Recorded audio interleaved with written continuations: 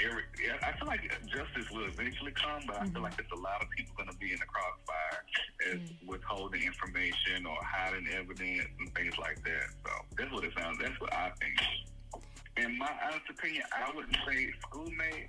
I just know, like, well, I'll say this: as a kid, we called it, parents being strict and being mean. But of course, now that I've matured, I would say her mom was being a mom. But I always used to say her mom was very mean back in the day, and that's just, me. I always said that, like, her mom was very, very mean. Even from the sound of her name, it just sounds like a mean woman's name. But I didn't.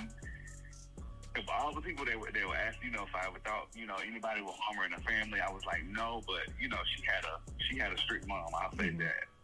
And so I wouldn't say that, she was embarrassed by the other students, but I would say she didn't want either, probably felt she was disappointed by her mom was disappointed in her possibly. I don't know, but that was my theory, like, she had a mean parent. But now that I'm matured and older, I would say, her mom was just being a mom. But back then, I remember telling the detectives, her mama was mean. Like, nobody played in her yard. We played at her grandma's house, and, we never went to Asha's house to play.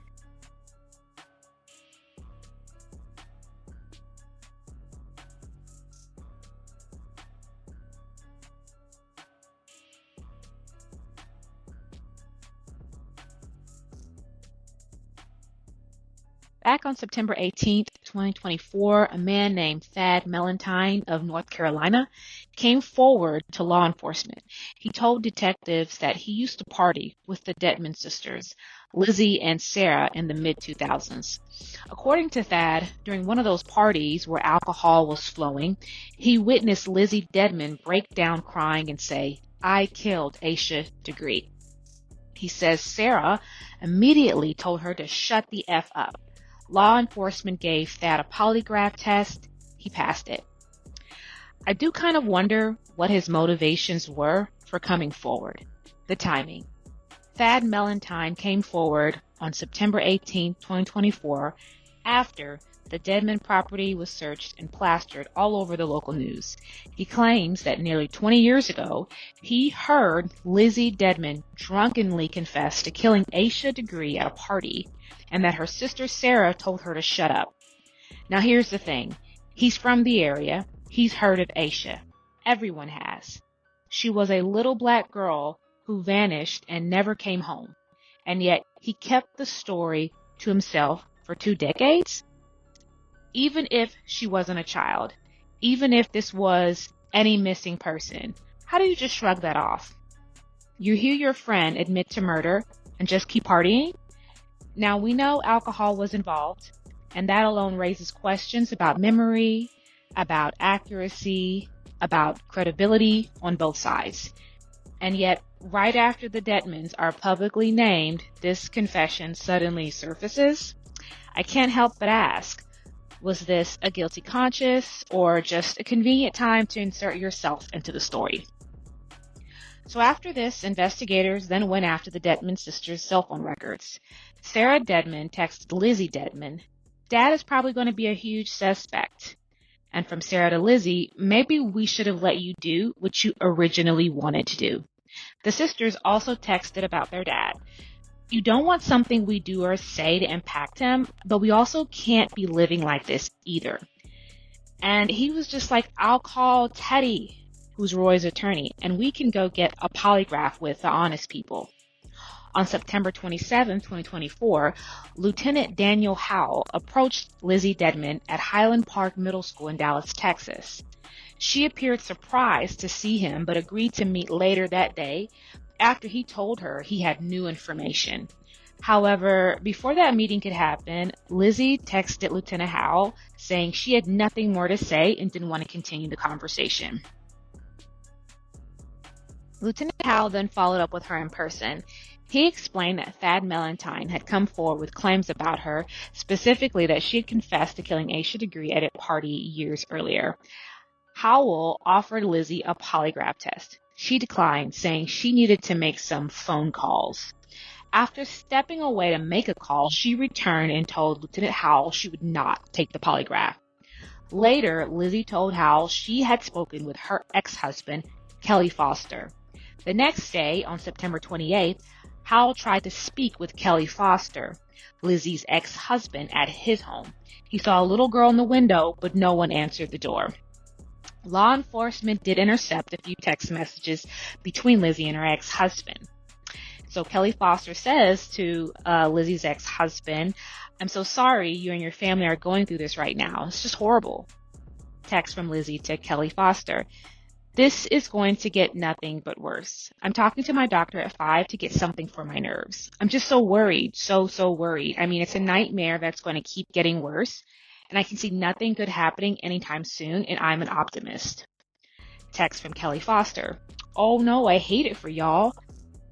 Lizzie to Kelly: "There is no way that this is going to be okay. I feel so horrible, so horrible. I don't know what to do. I caused this." Kelly to Lizzie: "No, you didn't." This conversation shows a person under stress, not a person confessing to a crime. These texts are circumstantial at best and emotionally misleading at worst. They definitely reveal a panicked Lizzie. People under pressure often assume blame for things that they didn't actually do. They catastrophize in the moment, especially when their family is under investigation and the media is involved. A day later, Lizzie texts Sarah: "I'm just so anxious about what's going on behind the scenes. What are they doing now?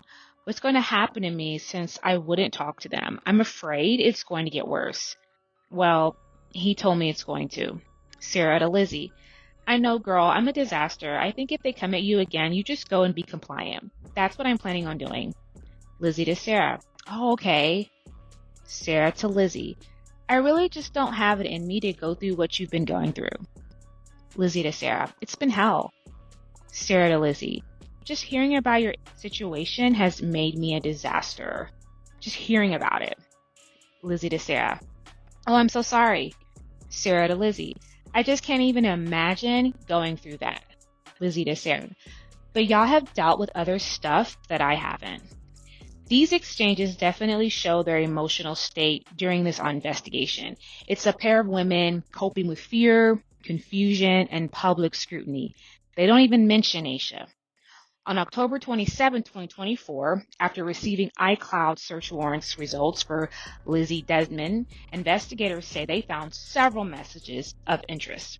Following a phone call from Anna Lee Dedman, Anna Lee texts Lizzie, and these search warrants reveal: Anna Lee: "I'm so sorry, I just said all that. I'm in complete shock."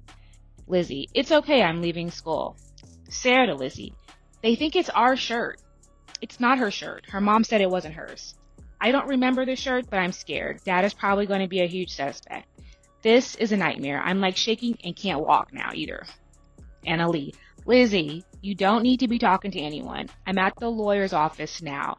They advise we should all not talk to them without representation." Lizzie to Sarah: "I just talked to David Teddy. The theory is I did it. Accident. Covered it up." Sarah to Lizzie: "No. Why would it be you?" Lizzie to Sarah: "That's what he said." And another: "I want to do what Dad says." Lizzie's text saying the theory is I did it, accident, covered it up, is incredibly suspect. Not just because of what's being alleged, but because it doesn't line up with the known facts. That theory allegedly came from the family's own attorney, but it ignores a major piece of evidence. Lizzie wasn't the one who owned or drove the green AMC Rambler. Sarah Dedman was. Sarah herself told investigators that her father gave her the car in 1999, the exact vehicle witnesses allegedly believe that Asha Degree was pulled into, or what is known as the 1970s Ford Thunderbird or Lincoln Mark. So when Sarah responds to Lizzie with, "No, why would it be you?" she's not just comforting her sister, she's saying what everyone else should be asking. If Sarah was the last known owner of the car that might have been used in Asha's disappearance, how does Lizzie end up being the center of the accident and cover-up theory? This exposes a potential misdirection. Whatever it is, they're definitely focused on shielding themselves right now rather than seeking justice for Asha Degree. So let's talk about what happened on February 10th, 2025. Lieutenant Howell approached Lizzie again. According to the warrant, Lizzie became emotional and agreed to take a polygraph test. The test concluded she was being deceptive when asked if she was concealing information. A failed polygraph isn't admissible in court, and we all know that, but the emotional weight of that moment does set the stage for what she does say next. If my dad did it, he did it, but I had nothing to do with it. Now, what does that even mean? Does she know something? Is she trying to shift blame? Or is this just someone cracking under pressure? There are a few ways to look at this, and not all of them point to guilt. 1. She could be deflecting, distancing herself from suspicion without accusing anyone. She's emotional, in the middle of a polygraph session. That kind of pressure could lead anyone to say something defensive, even vague. She could also be reacting to rumors. Maybe she'd heard whispers or speculation about her dad's possible involvement and wanted to make it clear, don't look at me. Or it could just be venting, pure frustration. When people feel cornered, they say things like, if somebody else did something, deal with them, I'm not part of it. But we also have to acknowledge, if there's even a sliver of truth behind that comment, it does raise real question. What did she mean by, if my dad did it? What has she heard? What does she suspect? To complicate things further, the warrant also says that on the same day Lizzie was polygraphed, her sister Sarah Dedman declined to be interviewed, postponing it to a later date. And Roy Dedman, well, his phone was seized and searched, but because he didn't back up his iCloud messages, the contents are unknown. So we're left with this strange mix. Lizzie says something loaded, Sarah backs away from the conversation, and Roy's phone is a digital black hole. It all sounds messy, but what we don't have is clarity, and without that, we're left analyzing words like, if my dad did it, trying to decide whether it was a confession, a deflection, or just a desperate way to say, I didn't do anything. According to other details in the warrant, and recapping from episode 10, Sarah Dedman, the middle child of the Dedman family, was interviewed at her home in Shelby on September 10th, 2024, and she told investigators Roy Dedman, her father, gave her a green AMC Rambler in 1999. There is some speculation that her car looks like the car that a tipster said they saw Asha Degree being pulled into. According to the statement of probable cause, Asha was allegedly seen by drivers walking along North Carolina 18 and was seen being pulled into a 1970s green Lincoln Thunderbird or another similar car. She was not seen again since then, despite extensive searches for 2 weeks by law enforcement, volunteers, teams with canines, ATVs, dive teams, aerial searches, and more.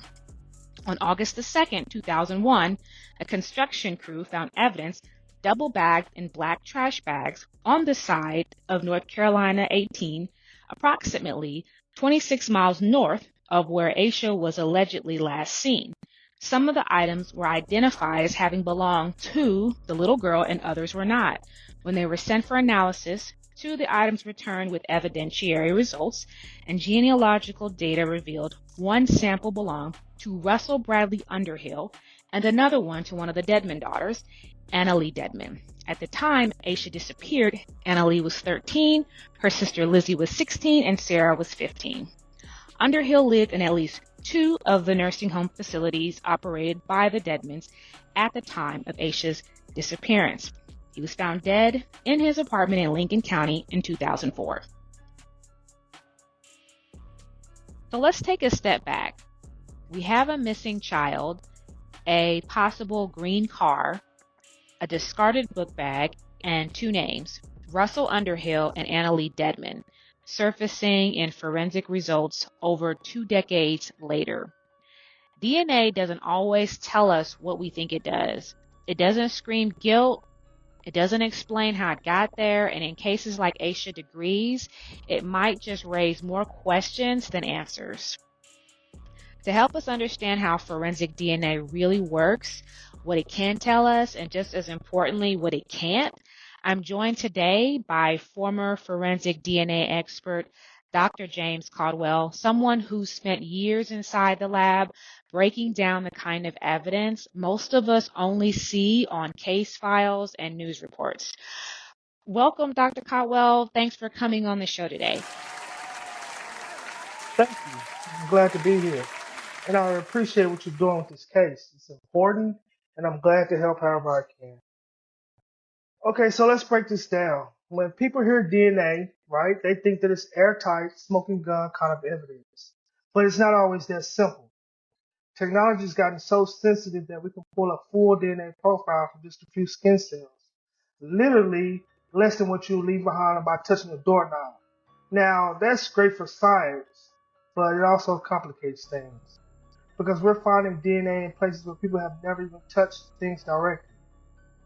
This is what we call indirect DNA transfer. It means your DNA might show up somewhere like a backpack, a piece of clothing, even a weapon, without you ever touching it.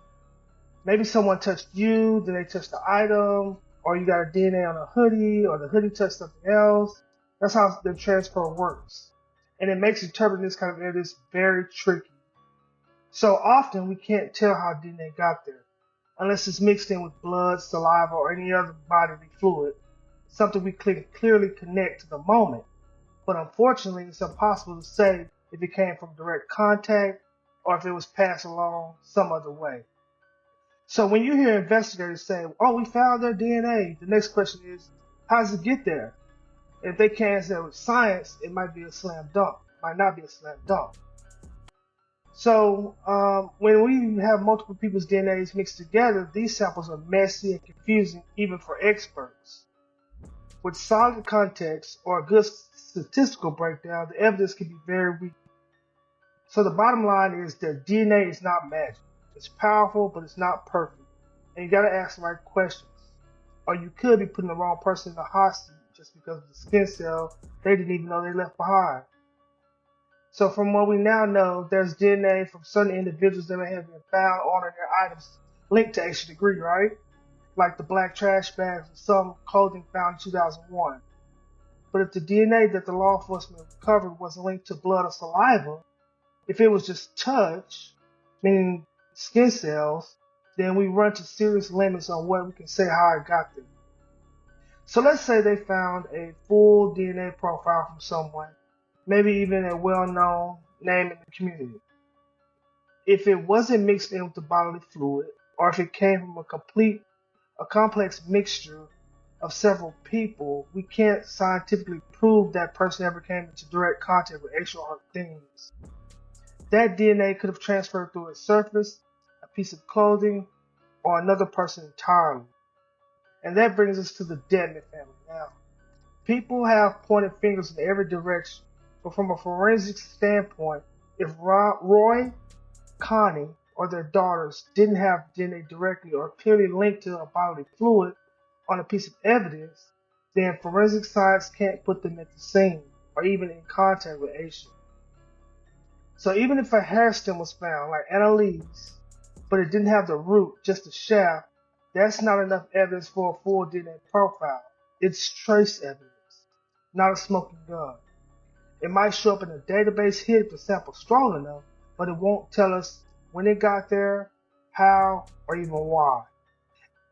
And also remember, in cases like this, we have to ask, is the DNA finding being backed up by other evidence, such as a timeline or witness statements, or even behavior patterns? Because otherwise, it's like having a fingerprint with no context. We know it's there, we just don't know why it's there. And that difference matters.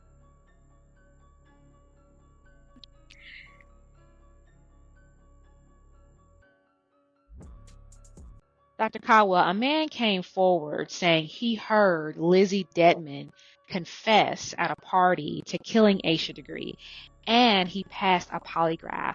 Does something like that carry any weight when we look at the DNA evidence? That's a big piece of information. I mean, you've got a guy saying he heard a direct confession from one of the Dedman daughters at a party. And that's going to be important from an investigative standpoint. A detective or prosecutor is certainly paying close attention to that statement. Let's talk about how that fits into the forensic picture. You've got someone saying they were involved or confessed, but at the forensic evidence, the DNA on H's backpack, the book, the shirt, if none of that matches Lizzie or Sarah directly, meaning their profiles aren't clearly and solely found on those items, and especially if it's not tied to a body fluid, then that confession doesn't get confirmed by science. It doesn't mean she didn't say it, it just doesn't mean she didn't do it. But the evidence is circumstantial till it connects with something physical. Touch DNA is so sensitive now that even if Lizzie's DNA was found somewhere, we couldn't say with confidence she handed the item directly, unless there's blood, saliva, semen, or another identifiable fluid to go with it. So without that, we're left with ambiguity. So that's why law enforcement needs multiple forms of evidence to build a strong case, like DNA, confession, timelines, behavior patterns, and sometimes a lot of luck in bringing it all together. So the DNA wasn't found on Aisha's body. It was on items confirmed to be hers. Her body's still missing. Does that change how we should interpret the evidence? Great question. And it really matters in terms of what conclusions can be drawn. So the items where the DNA were found, right, the backpack, the clothing, are believed to be belongings Aisha took with her the night she disappeared. But they're not her body. And in science, there's a big difference between DNA found on a person's body, especially in connection with trauma, injury, or blood, versus DNA found on objects that belong to them. So, for example, let's say that the DNA is found on Aisha's backpack. That could be from someone who handed it to her. Someone brushed up against her, someone who touched the same doorknob, even someone who touched an object that touched the backpack. With the technology we use today, we're talking DNA 17 and other highly sensitive methods. We can pick up profiles from just a few cells. Now that's powerful, but also problematic, because it can't tell us how or when the DNA got there. It also can't tell us intent. If the DNA is tied to blood, semen, or saliva, we're in what we call touch DNA territory. That's the gray area. Was it direct contact, secondary transfer, or something else? Now, if her body had been recovered, we have an entirely different kind of evidence to work with. Injury sites, potential cause of death, post-mortem trauma, decomposition stages, all those give context that can confirm or contradict DNA findings. And importantly, we're able to collect samples from the skin, on the fingernails, clothing, or wounds, places that might point to an attacker or someone present during the time of death. But in this case, we only have her belongings. So you have items that a child might have handled, packaged, hugged, or dropped. Those can be contaminated in 100 different ways over time. So again, unless there's something really definitive, like a clean match in blood or semen that ties someone directly to an act of violence, without a body, you're always chasing down shadows in cases like this. There's a known connection between Russell Underhill and a child from the Dedman family. Around the time Aisha disappeared, he was reportedly living in two different facilities owned by the Dedman family. Law enforcement has said the common link here is Roy and Connie Dedman. So can you explain how someone like Russell living in their properties around their family could have left DNA that ends up getting transferred without ever having direct contact with Aisha? Right. So let's unpack that. On the surface, it sounds compelling, right? You've got Russell Underhill's DNA turning up in connection with an item in Aisha's case. And there's some known association between Underhill and a child from the Dedman family. Law enforcement says the common denominator is Roy and Connie Dedman, and they all live in or near Shelby. But here's why this gets way more complicated when you're dealing with modern DNA science, especially touch DNA. The fact that all of these individuals knew each other, hung out in the same town, maybe shared rides, schools, homes, or even passed items between one another, that's exactly the kind of environment where innocent transfer can happen. And when we say innocent transfer, what we're talking about is DNA being passed from one person to an object without any criminal intent or awareness, and sometimes through another person or surface. Imagine a shirt belonging to the victim is passed through a family friend, washed, packaged, or moved by someone who once shook hands with Underhill or who shared a drink with someone in the circle. Under certain circumstances, that can leave a detectable trace of his DNA. And not because he ever met the victim himself, but what's really important to understand here is that DNA alone actually, unless it's blood, semen, or a high concentration source, doesn't tell us when it got there, how it got there, even if the person knew they left it. And if you've got a web of people who all knew each other, like in this case, that can actually weaken the DNA's power to prove anything criminal. Because if everyone connected socially or geographically, say by church, school, or neighborhood, that raises the odds of innocent transfer dramatically. It becomes more plausible that someone's DNA might end up on someone else's stuff purely through proximity. So yes, to answer your question, the Underhill link is interesting. But from a forensic standpoint, it's not supported by strong evidence like bodily fluids, injuries, or a solid timeline. You can't use DNA alone to tie people to a crime, especially in a case this old, this layered, and this sensitive. So then what makes DNA evidence actually useful in a case like this? Well, the strongest DNA evidence usually comes when it's found with a bodily fluid like blood or semen, because that's harder to transfer unintentionally. It also helps if the DNA is a clear match and not part of a mixed sample. And lastly, if it's found in a place directly tied to the crime, like under a victim's fingernails on a murder weapon or something like that, it makes it more powerful. Okay, wow, that really puts things into perspective. DNA can certainly be powerful, but it needs context, clarity, and the right conditions to actually mean something. So, Dr. Caldwell, thank you so much again for sharing your expertise with us. Thank you. I really appreciate it. And thank you for having me on the show. After hearing about the real limits of touch DNA, how it can end up places without direct contact, how it's easily transferred, and how it's often misunderstood in court, it's hard not to think about what happened just a few miles away in nearby Gaston County in North Carolina. That's where Mark Carver spent nearly a decade behind bars for the murder of a college student, based largely on touch DNA found on her car. No witnesses, no blood, no motive, just a fragment of DNA and a prosecutor, Locke Bell, determined to convict. Years later, that conviction was overturned. Carver was released, and the real killer still unknown. So when people ask why no one's been arrested in the Asha Degree case, even with DNA from Russell Underhill and Anna Lee Dedman, even with all these swirling rumors and suspicious texts, maybe the answer isn't inaction. Maybe it's caution, because the last time this region built a case around weak DNA, the wrong man went to prison. Let's get into that. In May of 2008, a 20-year-old college student named Irma Yarmolenko, a UNC Charlotte sophomore, was found dead on the banks of the Catawba River. Her car had ran off an embankment. She'd been strangled, and her body was discovered next to her car. No signs of a struggle inside the vehicle, no security footage showing anyone else.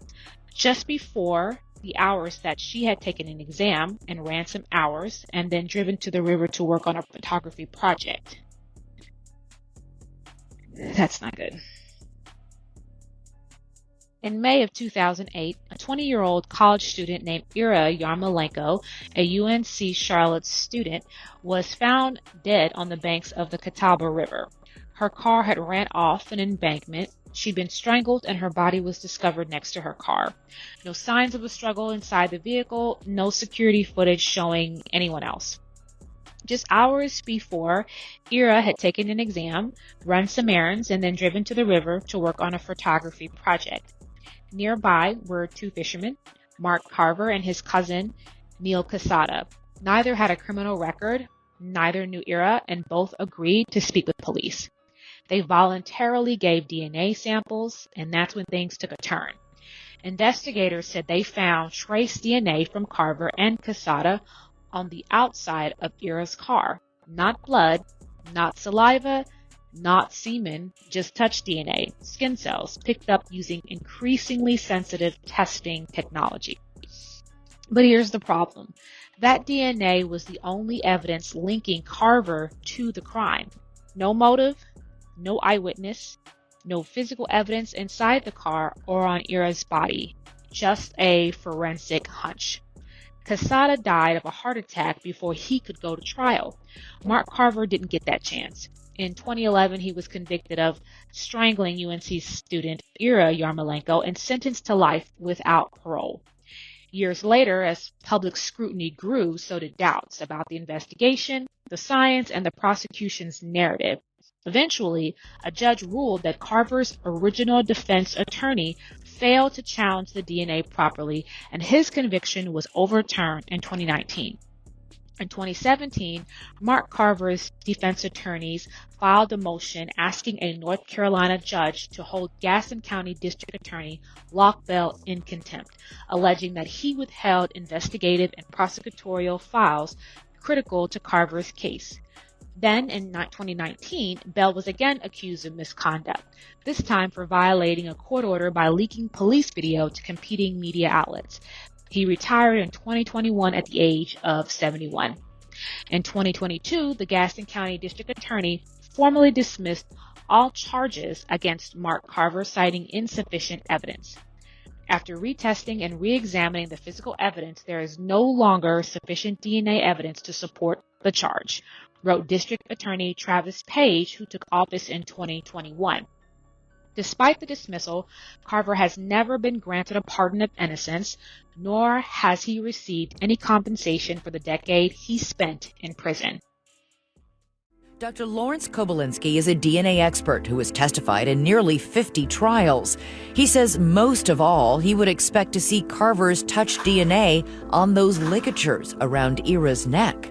You would expect sufficient numbers of cells to be left behind. The simplest explanation is that he did not touch those ligatures.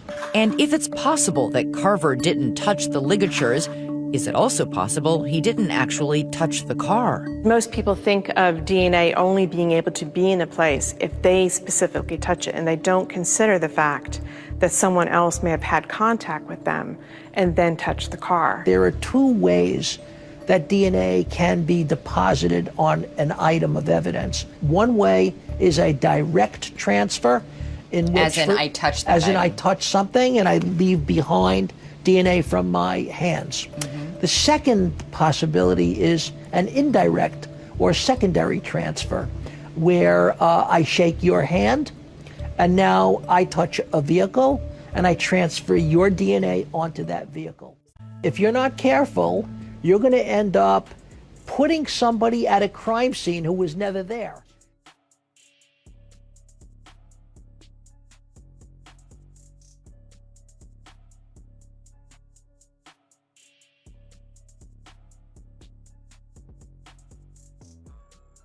Thank you for listening to this episode of Cleveland County Valentine. If you haven't already, please like and follow us on Facebook or leave us a rating or review on Apple Podcasts or Spotify. I would also like to encourage anyone who knows anything at all about Asha's disappearance to come forward and share what you know. I want this podcast to be an outlet for people surrounding this case. Have yourself a great rest of the week and join us next time for a new episode of Cleveland County Valentine.